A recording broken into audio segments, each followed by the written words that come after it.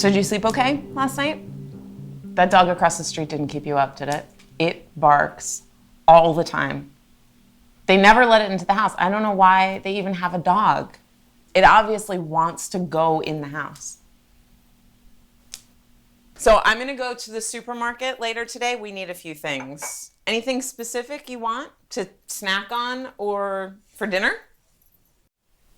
Sure, whatever you get will be fine. Maybe I'll make a big veggie lasagna. I think we need mushrooms.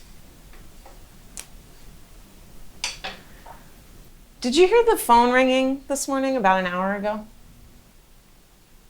It was Charlotte. She said she's called you several times and you haven't called her back. It's true. She has left several messages. So are you gonna call her? Not ready to get into it with her just yet. I am not rushing you. Take your time. So, do you want to lift to the beach? I can drop you on my way to the office, or you can get a bus right on the corner. I think I'll walk. The fresh air will do you good. Just bring some water. I don't want you having a heat stroke out there. It's supposed to be 800 degrees today. I'll bring water.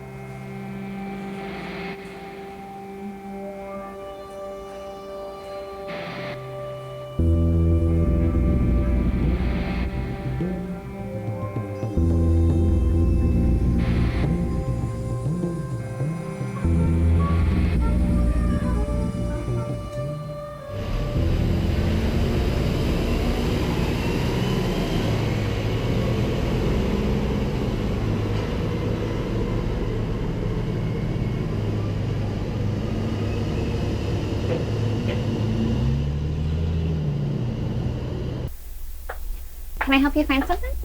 Maybe. I think I might want to try painting. Wonderful. Okay. Have you ever painted before? I haven't. Okay, so a total beginner. How do you feel about watercolor? I like watercolor. I saw some at the museum the other day. Yeah, it's such an expressive medium, isn't it? Well, I recommend using the split primary palette as opposed to the hexagon palette. It's a little bit more like old school, I guess. Take your word for it. Okay, so you're gonna need an easel, paintbrushes, paint, obviously. You know what? I'm gonna get you a basket. Stay here.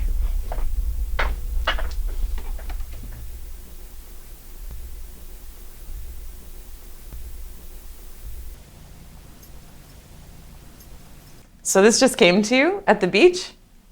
I didn't know you wanted to paint. I didn't either until the other day. You should have seen this guy. He looks so peaceful. Very sad, still in the sand, painting the surf like he didn't have a care in the world.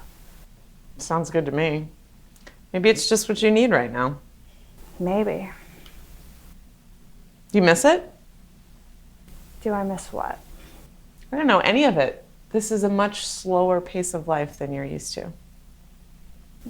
It was by choice, Paige, remember? I chose to come down here to get away from all that. I'm not even sure that I've thanked you yet, so thank you. Well, you're welcome. But you don't have to thank me, it's my pleasure.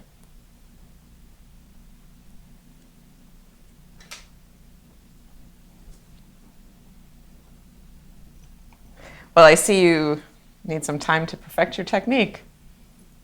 I'm gonna open a bottle of wine. You want a glass? Sure, couldn't hurt.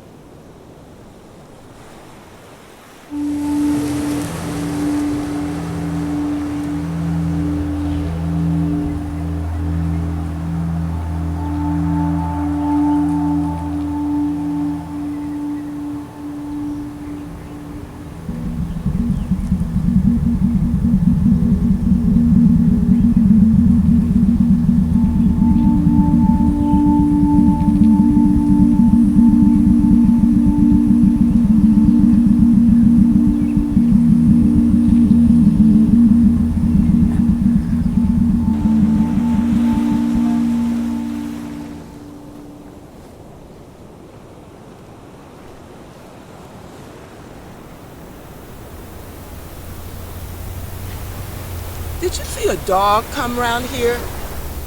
No, I haven't. He's a golden retriever, has a red bandana. His name is Camus. Your dog's name is Camus?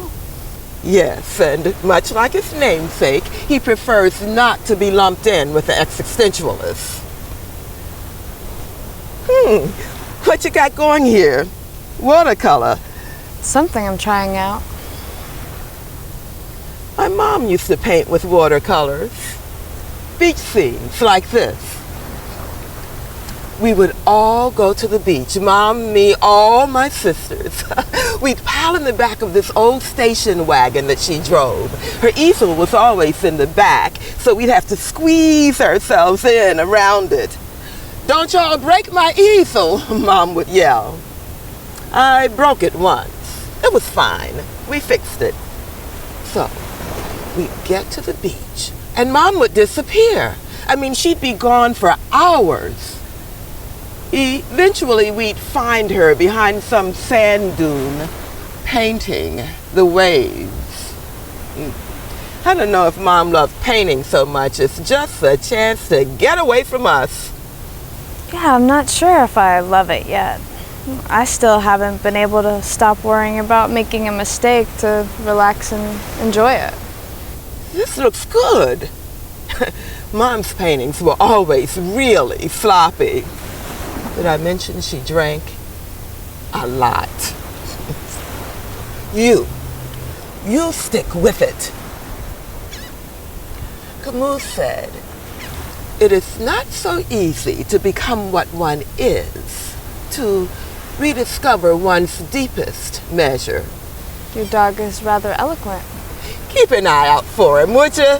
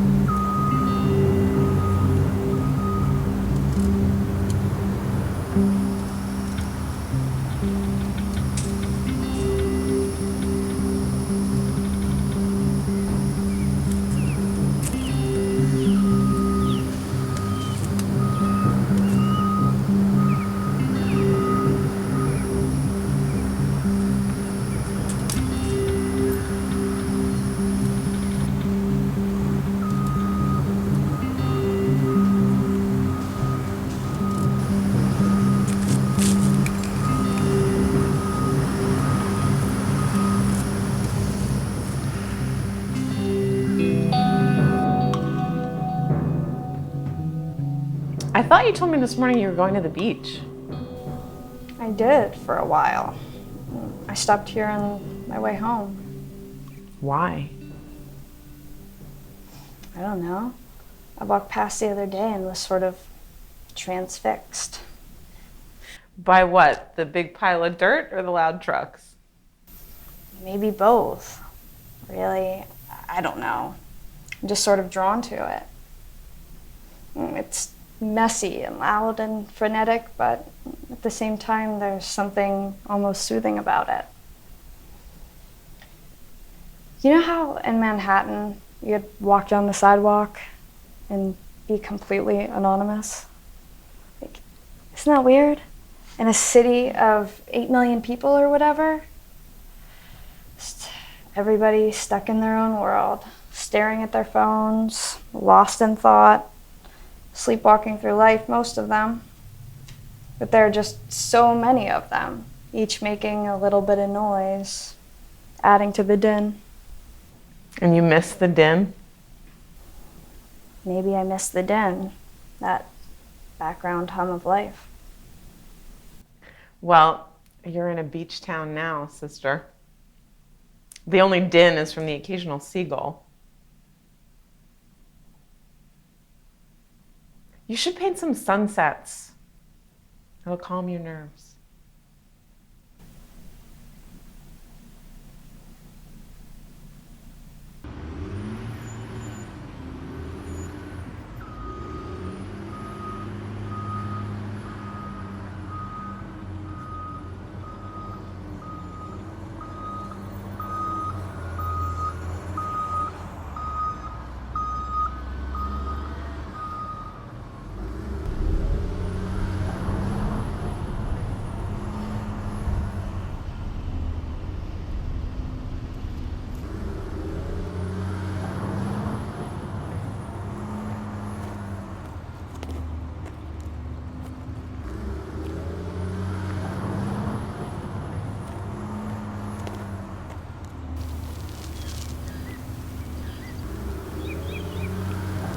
Well, that's an interesting project you're working on.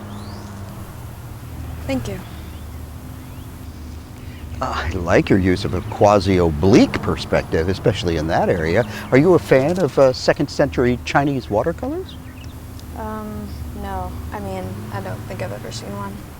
Fascinating. I would have thought you would be. I've seen you here before, just the other day, as a matter of fact.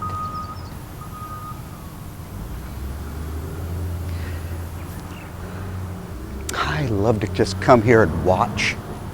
No, it's so exciting seeing things come to life, isn't it? It is. Oh, better that than the opposite. There was a beautiful old building here, and they tore it down. The city did. It was a great example of early modernism, reminiscent of Victor Horta's work. It had all of the elements, the cantilevers were pure Otto Wagner, and it was situated on the property in such a way that it caught the breeze off the bay, and that would cool the whole thing down. A brilliant bit of engineering. People just don't think that way anymore, you know? If you say so. I'm sorry, I get carried away. A bit passionate about architecture, I am. I didn't mean to be a bore. My name is David Jackson. I'm an art critic. I write a column in the paper and everything. Hi, David. It's nice to meet you. Layla Wilkie. You are so familiar to me. I know I've seen you here, but since the first time I saw you, I've had that feeling. Have we been introduced before? Have we met? I have a good eye for faces. I don't think we've met. No. I don't live here. I'm just staying with a friend for a bit. I wrote a book a few years back. Did a book tour, a few talk show appearances. You probably recognize me from that. Oh, sure. Talk shows, that was probably it. I love talk shows. I mean, not all of them. Was it Charlie Rose? He's great. Do you remember Dick Cavett? No, you're probably too young for that. That was a good show. I have to go, David. It was nice to meet Oh, you. well, next time then. It was nice to meet you, Layla Wilkie.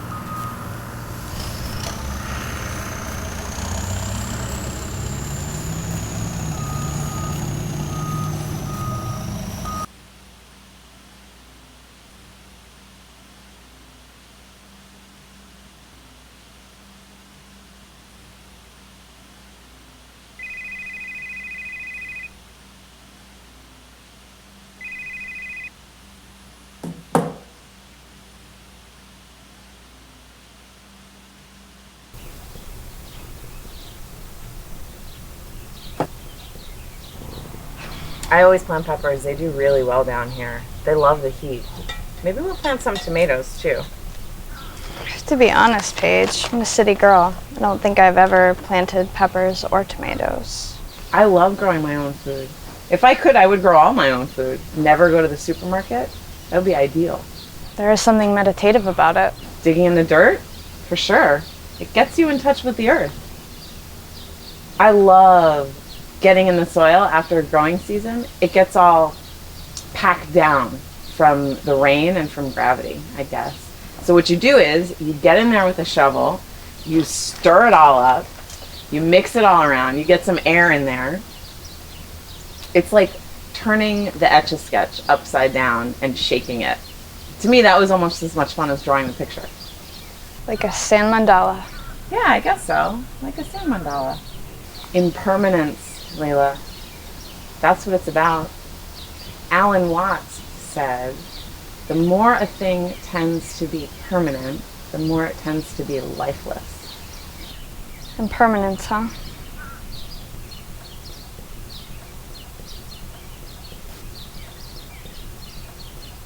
So, how are you coming along? Are you taking to it?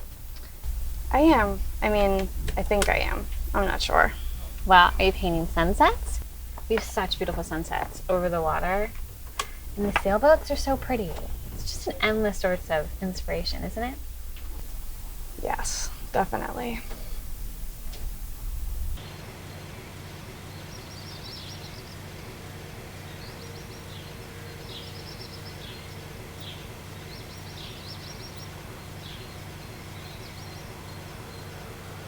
Classy.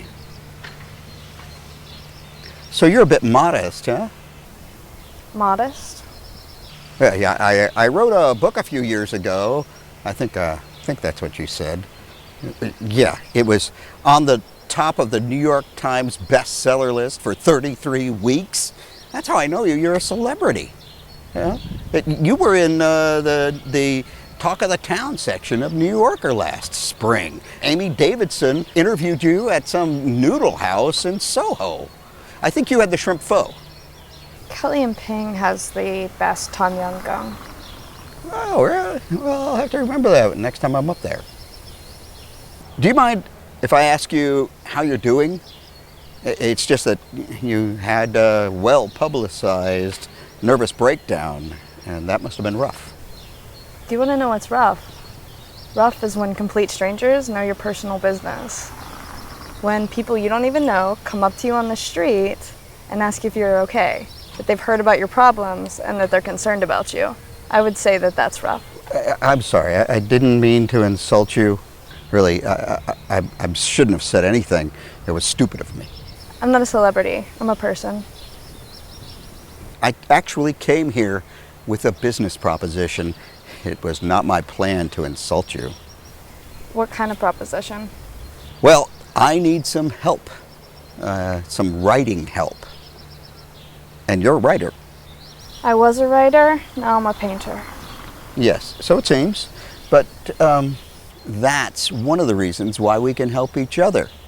And it can help you because you are a painter. Go on. Well, there's this building across town over near the courthouse, and the city has decided that it's of no historical value, and it's slated for demolition next month. Yeah, it's making room so they can build more luxury high-rises, like we need more of those. That's too bad and all. I guess I don't see how this involves me. I'm going to try and save it. I put together a committee of concerned citizens. It's a bunch of people who understand the historical importance of architecture, and we're going to try and convince the city planner. We're going to meet with them and hope that we can maybe stall for some time, at least enough time so that we can get the case together and maybe even take them to court. I downloaded a copy of your book and started reading it.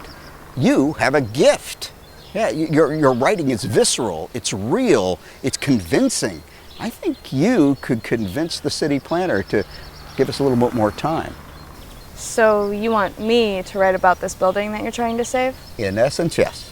Write about the building, write about Albert Vogler, the architect, write about the movement that spawned the building. Write about these things. I've got all of the material that you'll need right here. I just need you to spin it into gold. Okay, so I see what you get out of the deal, but you said something about helping me. Well, I'm an art critic, right? So I know every gallery owner in the city. I think you should have a showing of your work. What are you talking about? What work? Not this stuff. Yes, this stuff. It's brilliant. Yeah, your use of oblique perspective, your muted palette, especially your subject matter. I think people will eat this up. I'm just messing around here. I don't even know if this is any good. Take my word for it, this is good. And I know what I'm talking about because I have a graduate degree in art history from Cornell University. It makes you sound like a snob.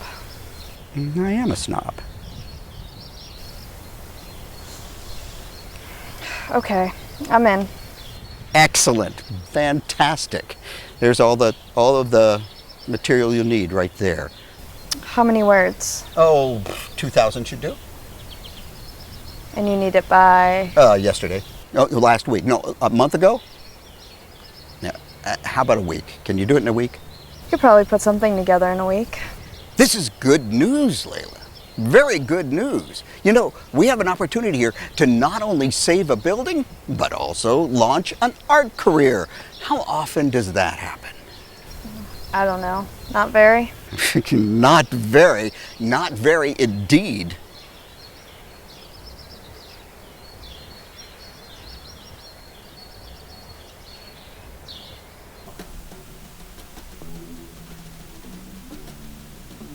So you must be at least a little bit excited, right? I guess. I mean, of course I am. Of course.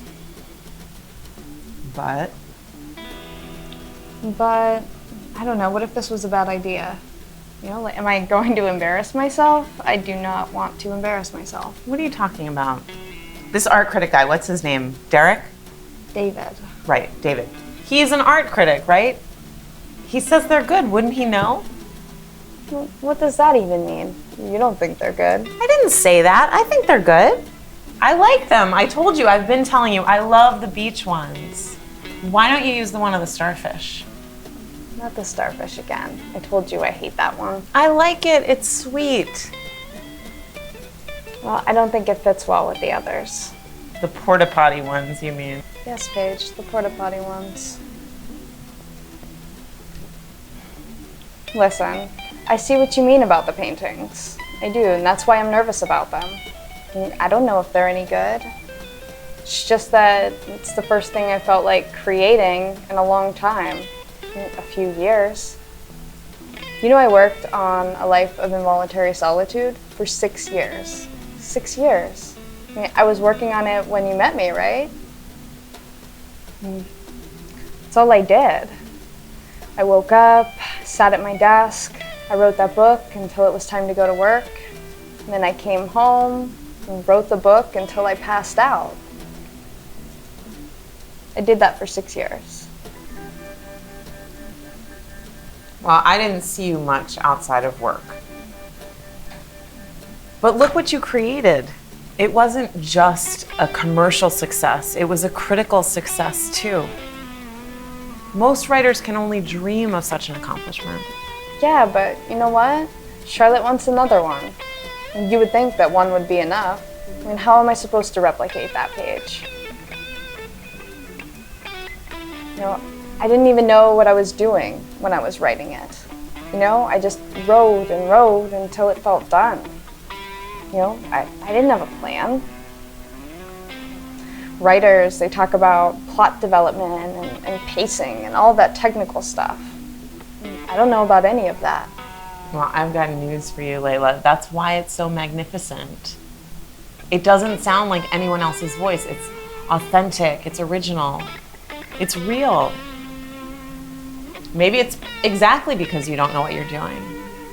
Although I'm quite certain you do know what you're doing. It was nominated for a Pulitzer, for God's sake. I'm not quite sure I was qualified for such an honor. One of the oblique strategies is hire unqualified people. I always love that one. Except for plumbers. Always hire a qualified plumber.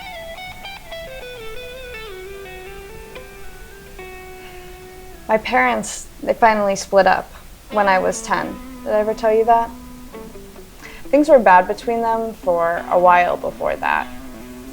I mean, I don't remember a time when things were good, and I'm not even sure that that time even existed.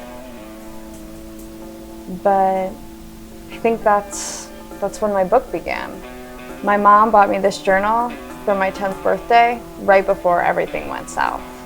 And it was in that journal that I was able to pour my anguish and my disgust for the world. You know, my fear of not being good enough. And that's what became my book. Well, why can't you do that again? You still keep a journal, don't you? No, I haven't written in my journal in months. Well, maybe you should start again. Maybe, but what if I'm processing things through my painting now? And if I start writing, then I'll begin processing differently and I won't be able to paint anymore. I think you're thinking about it too much. How so? I don't think creativity is something you can run out of. If anything, I think you've redirected your creativity by not writing. Writing is what you do. You just said it yourself. It comes naturally to you. Why would you deny yourself such a thing? Well, it looks like I'm going to start writing again one way or another. I have a week to write a convincing article about an old building. Might be just what you need to bust up your writer's block. Nothing like a looming deadline to shake things up. Indeed.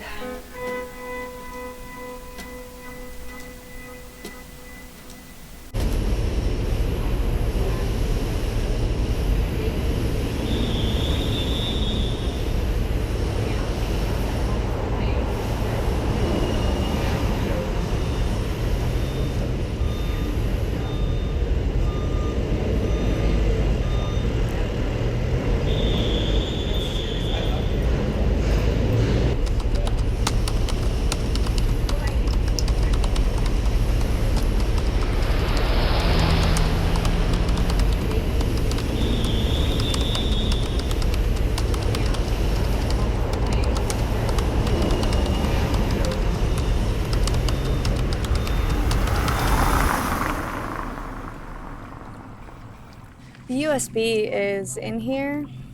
I probably went a little overboard. It's more like 2,700 words.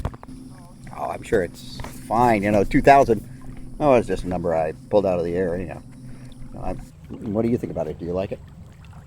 Yeah, I do.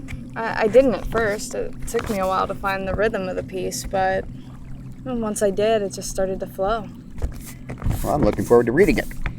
Now, for my side of the bargain, I made arrangements to have a showing of your pictures in the Robert Dresden Gallery. It's a prestigious place. They had a retrospective of Nabokov's butterfly studies just last month. Wow. That's amazing. Thank you.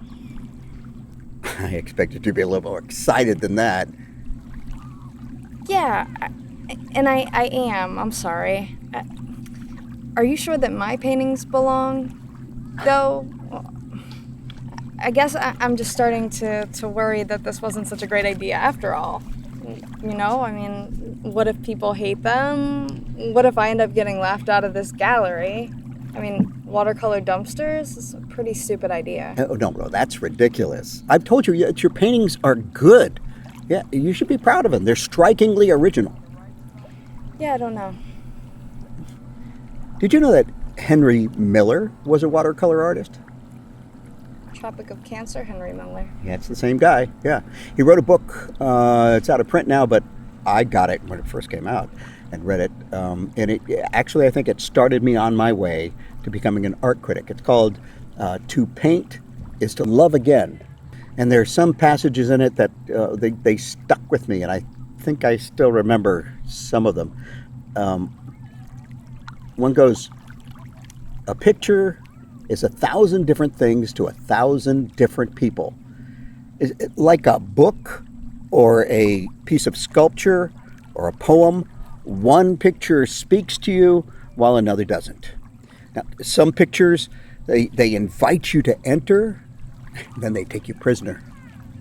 Some pictures you just race through as if you're on roller skates. Some pictures, they lead you out the back door. Some pictures, they weigh you down.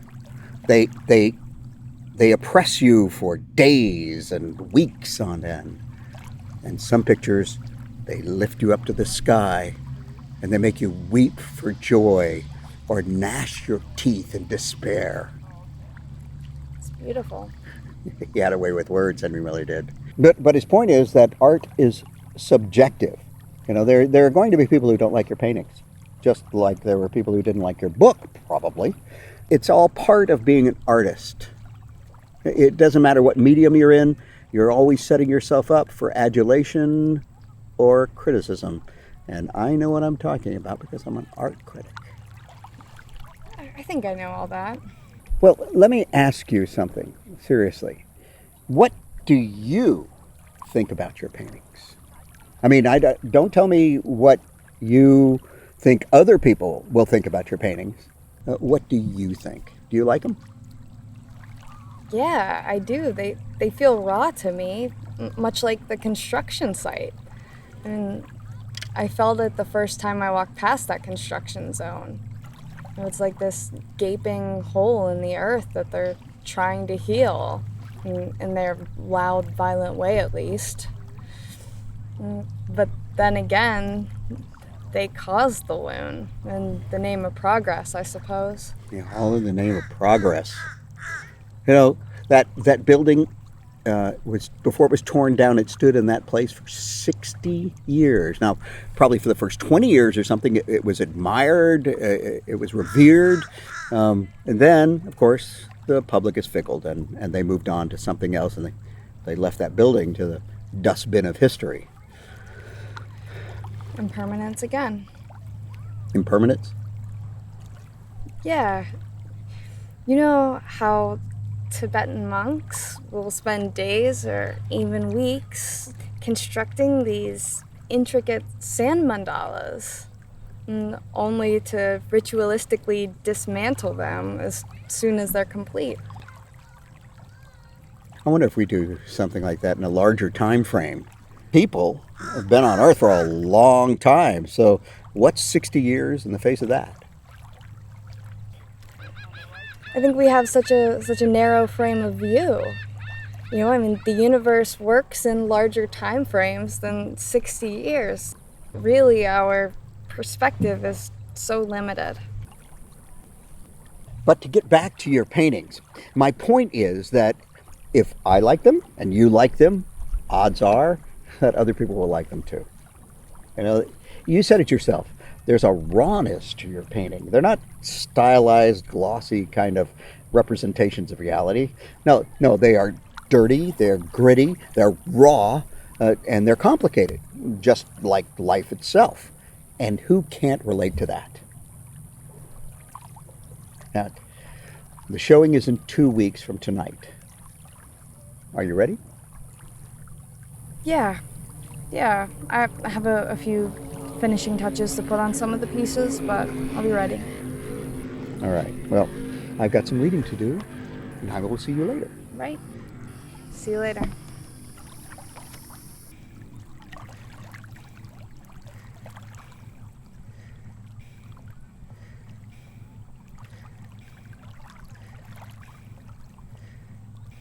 So, how are you coming along this week? Any breakthroughs? Yes, actually, by a strange turn of events, I have a gallery opening in a couple of weeks. Wow, that's fantastic. Congratulations. You must be so excited. I am. Also nervous. Of course. I totally understand. I bet they're great though. Why don't you describe them? You've never described one of your paintings to me. They're probably not what you would expect. Well, are they sunsets or day beach scenes? But I guess if you're on the bay, it'd be sailboats? I have a lot of cranes. Cranes, yes. Don't we have beautiful birds? Any blue herrings? No, I mean like construction cranes, and like bulldozers, rebar, stuff like that. Oh, so like the hotel they're putting up across the street with all the dirt and the noise. Exactly. You know what? You're right. That's not what I would expect.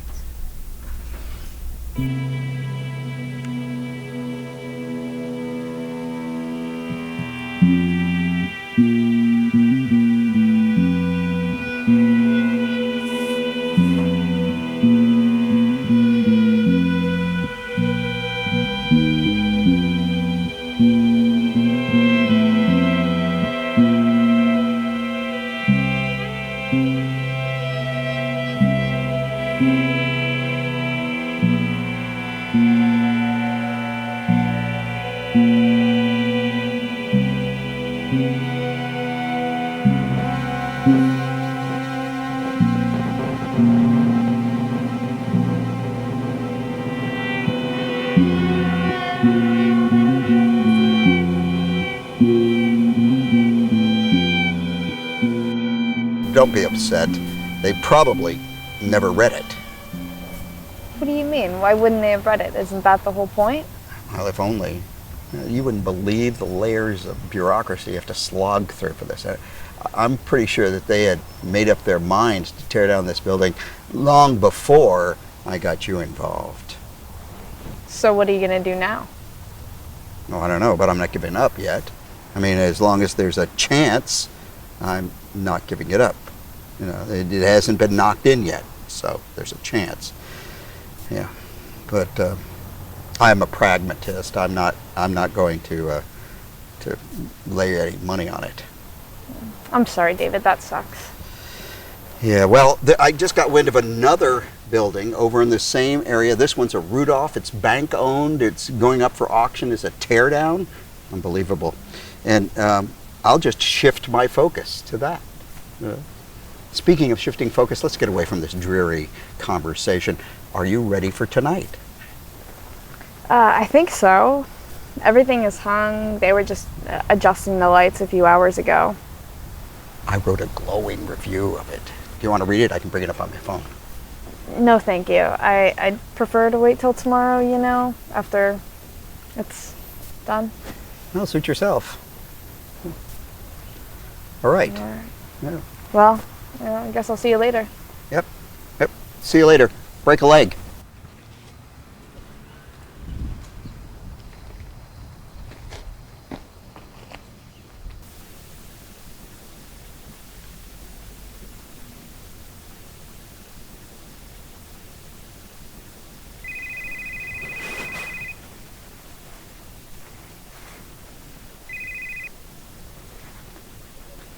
Hello, Charlotte.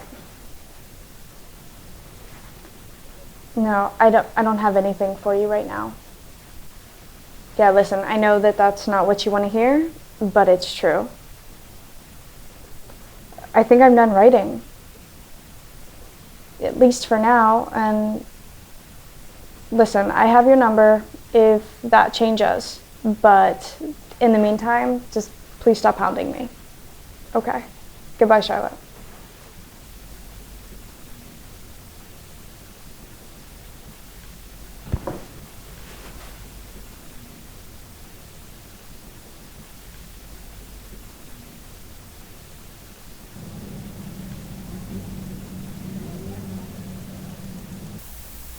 So what is this again? What did you call it before? Rebar? Yes, rebar. It's pointy. In a good way, I mean.